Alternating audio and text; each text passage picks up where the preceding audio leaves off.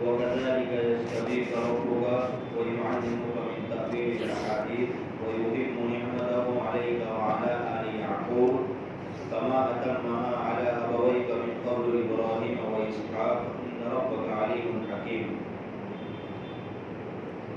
اور اس طرح تمہارا رب تم کو منتخب کرے گا اور تم کو خوابوں کی تعبیر کا علم دے گا اور تم پر اور اولاد یعقوب پر اپنا انعام کامل کرے گا جیسا کہ اس سے پہلے تمہارے دادا ابراہیم اور اسحاق علیہ السلام پر انعام کامل مکمل کیا.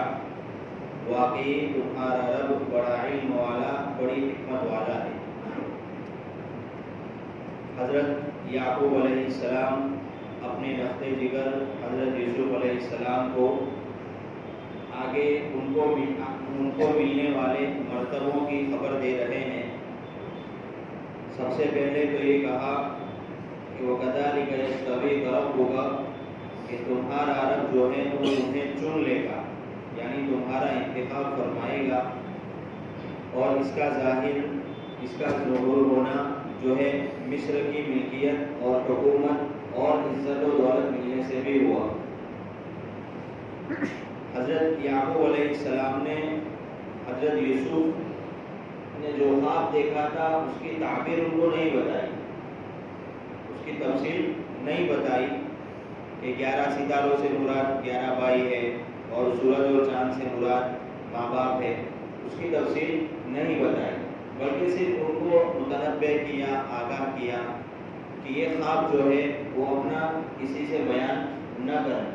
کہ حضرت یعقوب نبی تھے اور ایک نبی کے ہونے کی حیثیت سے ان کو خواب کی تعبیر کا علم ہو گیا تھا اور اس بات کا بھی پتہ چل گیا تھا کہ آگے چل کر حضرت یوسف کے ساتھ کیا کیا انعامات یا بخششات وغیرہ کا معاملہ آنے والا ہے.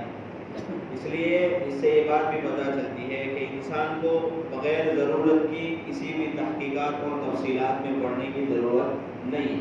جس کو جتنا کہا گیا ہے یا جتنا کرنا ہے انسان کو کسی بھی معاملے میں کسی بھی شعبے میں انسان کو اپنے کام سے کام رکھنا ہے. بغیر ضرورت کی تفصیلات اور تحقیقات میں پڑھنے کی ضرورت نہیں ہے. اس کے بعد فرمایا وَيُعَلِّمُكَ مِن تَأْوِيلِ الْأَحَادِيثِ کہ اللہ تبارک و تعالیٰ تمہیں خوابوں کی تعبیر کا علم سکھائے گا. یہاں تأویل احادیث سے بعض مفسرین نے خوابوں کی تعبیر کا علم مراد لیا ہے. معالم العرفان اس کے اندر یہ بات لکھی ہے کہ تعبیر الاحادیث میں یہ بات بھی شامل ہے کہ عام معاملات کو ٹھیک طریقے سے نپٹانا، انجام دینا، اس کا بھی اللہ تبارک و تعالیٰ آپ کو علم دے گا. اس کے بعد باریک باتوں کی تہ تک پہنچنا اور اس میں چھپی ہوئی پوشیدہ بات کو سمجھنا، اس کا بھی اللہ آپ کو علم دے گا، سکھائے گا. اس کے بعد موقع اور محل کو جاننا اور اس کے مطابق صحیح فیصلہ کرنا، ٹھیک فیصلہ کرنا، یہ بھی اللہ تبارک و تعالیٰ آپ کو سکھائے گا. اب یہاں پر ایک بات یہ ظاہر ہوتی ہے کہ خواب کی جو تعبیر ہے اس کا فوری طور پر واقع ہونا کوئی ضروری نہیں. ایسا نہیں ہے کہ انسان نے آج خواب دیکھا اور جس وقت اس کی تعبیر کرائی 1 دن کے بعد 2 دن کے بعد تو فوراً اس کی تعبیر ظاہر ہو جائے گی، ایسا ضروری نہیں. موقع ہوتا ہے، اس کی بھی ایک مدت ہوتی ہے. کبھی خواب کو خواب کی تعبیر جو ہے فوراً ظاہر ہو جاتی ہے، کبھی مدت میں دیر لگتی ہے، مقدر کی بات ہے. کیوں؟ کیونکہ حضرت یوسف علیہ السلام کا یہ جو خواب تھا، امام قرطبی نے یہ بات لکھی ہے کہ شداد ابن الحاج نے یہ بات بیان کی ہے کہ حضرت یوسف نے یہ جو خواب دیکھا تھا اس خواب کی تعبیر 40 سال کے بعد ظاہر ہوئی. تو اس سے پتہ چلتا ہے کہ خواب کی تعبیر فوراً ظاہر ہو جائے یہ کوئی ضروری نہیں. اس کے بعد آگے فرمایا وَيُتِمُّ نِعْمَتَهُ عَلَيْكَ وَعَلَىٰ آلِ يَعْقُوبَ یعنی اللہ تعالیٰ آپ پر اور اولاد یعقوب پر اپنی نعمت کو پوری فرمائیں گے. اس میں نبوت کی عطا کی طرف اشارہ ہے کہ اللہ تبارک و تعالیٰ آپ کو نبوت عطا فرمائیں گے، اور اسی کی طرف بعد کے جملوں میں اشارہ ہے کما اتمھا علی ابویک من قبل ابراہیم و اسحاق، کہ جس طرح اللہ تبارک و تعالیٰ نے اپنی اس نعمت کو تمہارے باپ دادا ابراہیم اور اسحاق پر مکمل کیا۔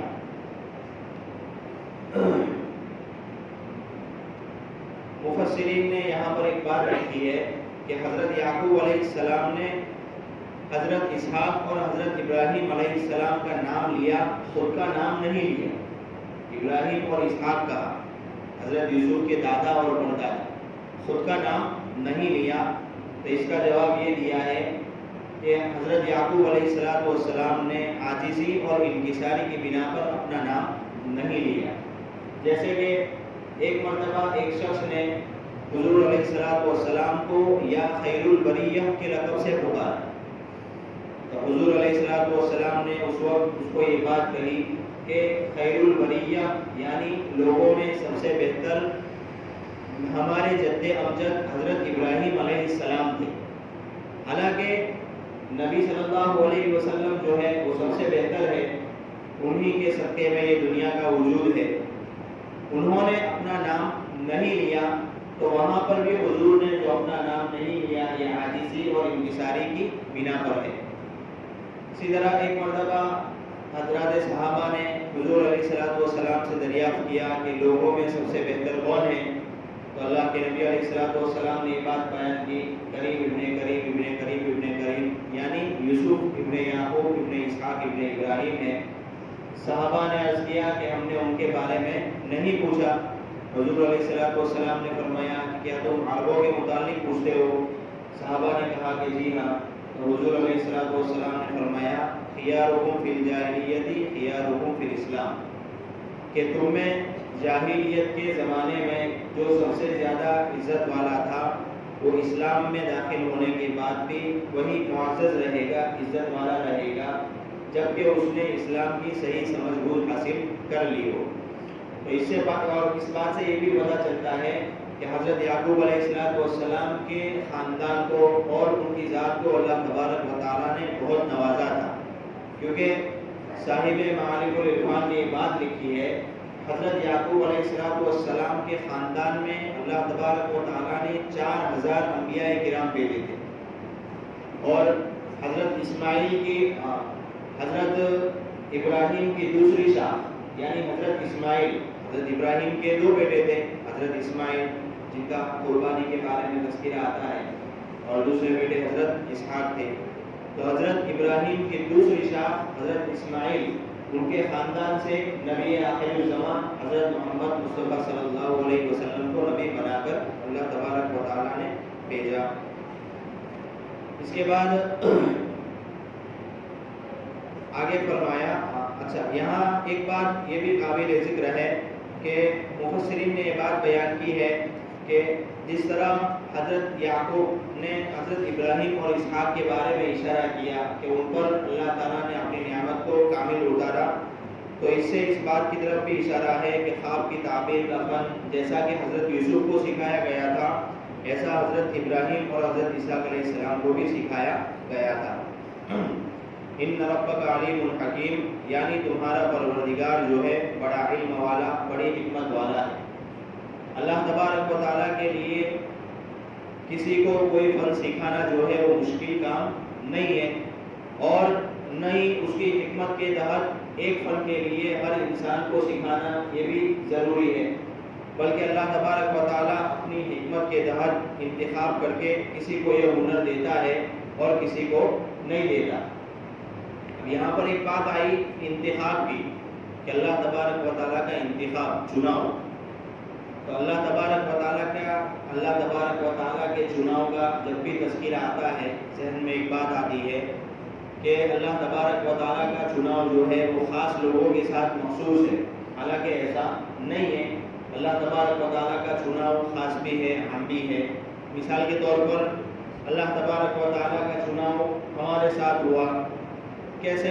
تو اللہ تبارک و تعالیٰ نے ہم کو انسان بنایا، یہ اللہ تعالیٰ کی پسند ہے، اللہ تعالیٰ کا انتخاب ہے، ہمارا کوئی ذاتی انتخاب نہیں۔ ہم نے کوئی اللہ تعالیٰ سے درخواست نہیں کی تھی کہ ہم کو انسان بنائے، تو یہ ہمارا انسان بنانا یہ اللہ تبارک و تعالیٰ کا ایک انتخاب ہے. اس کے بعد دوسرا انتخاب کہ اللہ تبارک و تعالیٰ نے ہمیں مسلمان بنایا، یہ اسی کا انتخاب ہے. ورنہ اگر اللہ تعالیٰ انتخاب نہ کرتا مسلمان بننے کا تو پتہ نہیں ہم کس حال میں یا کس مذہب کے تحت کہاں ہوتے، کس گمراہی میں ہوتے. اس کے بعد تیسرا انتخاب کہ اللہ تبارک و تعالیٰ نے امت محمدیہ صلی اللہ علیہ وسلم کے لیے ہمیں چنا ہے. امت محمدیہ میں پیدا ہونا، اس کے لیے انبیاء کرام علیہ السلام نے دعائیں مانگی کہ اللہ تبارک و تعالیٰ ہمیں حضور صلی اللہ علیہ وسلم کی امت میں پیدا فرما. سوائے حضرت عیسیٰ علیہ السلام کے کسی کی دعا قبول نہیں ہوئی. حضرت عیسیٰ کی دعا قبول ہوئی جو قیامت کے قریب اس امت کے اندر آئیں گے اور اسی دین اسلام کی کیا ہے پیروی کریں گے. تو یہ اللہ تبارک و تعالیٰ کا چناؤ ہے. اب اس کے آگے اللہ تبارک و تعالیٰ ارشاد فرماتے ہیں لقد كان في يوسف وإخوته آيات للسائلين إذ قالوا ليوسف وأخوه أحب إلى أبينا منا ونحن عصبة إن أبانا لفي ضلال مبين. البتہ یوسف علیہ السلام کے قصے میں اور اس کے بھائیوں کے قصے میں نشانیاں ہیں پوچھنے والوں کے لیے. جب کہنے لگے البتہ یوسف اور اس کا بھائی زیادہ پیارا ہے ہمارے باپ کو ہم سے اور ہم ان سے زیادہ قوت والے ہیں، واقعی ہمارے باپ صریح خطا پر ہے، صریح کھلی ہوئی غلطی پر ہے. یہاں پر یوسف علیہ السلام کے اور ان کے بھائیوں کے قصے میں دلائل موجود ہے ان لوگوں کے لیے جو پوچھتے ہیں. اب اس سے اشارہ ایک طرف تو یہ ہے کہ اصل اشارہ جو ہے وہ یہود کی طرف ہے کہ یہودیوں نے مشرکین کے واسطے سے سوال کرایا تھا بنی اسرائیل کے متعلق، یا پھر مشرکین کی طرف اشارہ ہے. اور ایک بات یہ بھی ملتی ہے کہ یہ اشارہ جو ہے وہ تمام لوگوں کی طرف ہے سوائے اس واقعے کے نہیں، بلکہ اس میں بہت ساری ایسی باتیں ہیں جس میں اللہ تبارک و تعالیٰ کی قدرت کاملہ کی بڑی نشانیاں اور تحقیق کرنے والوں کے لیے بڑی بڑی ہدایتیں اور احکام اور مسائل کیا ہے موجود ہے. اور یہ بھی موجود ہے کہ جو شخص نیکی اور تقوی اختیار کرے گا اللہ تبارک و تعالیٰ اس کو اپنے مخالفین کے مقابلے میں ایسی عزت دیتا ہے. یہ بھی سامنے آئے گا اور مخالفین کو اس کے قدموں میں لا ڈالتے ہیں. یہ سب عبرتیں اور نصیحتیں اور اللہ تبارک و تعالیٰ کی قدرت کی عظیم نشانیاں ہیں جو ہر تحقیق کرنے والے اور غور کرنے والے کو معلوم ہو سکتی ہے. اس آیت میں حضرت یوسف علیہ السلام کے بھائیوں کا ذکر ہے. ان کا یہ واقعہ ہے کہ حضرت یعقوب علیہ السلام کے حضرت یوسف علیہ السلام سمیت 12 لڑکے تھے جیسا کہ پہلے گزرا. اس میں سے ہر لڑکا جو ہے وہ صاحب اولاد تھا، یعنی سب کے خاندان تھے اور سب کے خاندان پھیلے پلے پھولے بڑھے. چونکہ حضرت یعقوب علیہ السلام کا لقب بنی اسرائیل تھا اس لیے یہ سب 12 خاندان جو ہے بنی اسرائیل کہلائے. یہ بات بھی آ گئی تھی کہ حضرت یوسف کے 12 بیٹے تھے، اس میں سے حضرت یوسف اور بنیامین جو ہے یہ الگ ماں سے تھے، باقی دوسرے 10 بیٹے جو ہے وہ بھی الگ ماں کے تھے. اور سب سے چھوٹے جو ہے وہ اس میں حضرت یعقوب اور سب سے چھوٹے بیٹے جو ہے حضرت یوسف اور حضرت بنیامین یہ سب سے چھوٹے تھے. اور یہ عام طور پر دیکھا جاتا ہے کہ جو انسان گھر میں چھوٹا ہوتا ہے اس سے محبت عام طور پر زیادہ ہو ہی جاتی ہے، دل اس کی طرف کیا ہے زیادہ مائل ہو جاتی ہے. تو یہاں پر اس سے ایک بات یہ بھی سمجھ میں آئی کہ بھائی نیک اپنے آباء و اجداد کا، جس طرح ابراہیم اور اسحاق کی بات آئی کہ اپنے آباء و اجداد کا یہ باعزت ہونا یہ بھی شرف کی بات ہے. انسان اس کو شرف کے طور پر بیان کر سکتا ہے. جیسے کہ ایک غزوہ حنین غالباً اسی کے موقع پر اللہ کے نبی علیہ السلام نے یہ بات بتائی تھی کہ انا النبی القدیم انا ابن عبد المطلب، کہ عبد المطلب کی شرافت کی طرف اشارہ کر دیا گیا تھا. اس کے بعد اس سے ایک بات یہ بھی سمجھ میں آتی ہے کہ اگر والدین کے اندر نیکی کی اور اچھے اوصاف کی خصلت اگر ہوگی تو وہی اچھے صفات جو ہے بچے کے اندر کیا ہے منتقل ہوتی ہے. جیسے کہ حضرت علی رضی اللہ تعالیٰ عنہ کے گھر حضرت امام حسن اور حسین کو پیدا فرمایا تو یہ ان کی شرافت کی دلیل ہے کہ وہ حضرت علی کتنے نیک آدمی تھے. ان کی والدہ حضرت فاطمہ یہ بھی کتنی آپ صلی اللہ علیہ وسلم کی بیٹی نیک آدمی تھی. اس کے بعد عبداللہ ابن مبارک کہ ان کے والدین کیا ہیں بہت نیک اور عبادت گزار تھے. اسی طرح امام ابو حنیفہ یہ بھی کیا ہے ان کے والدین بہت نیک اور عبادت گزار تھے.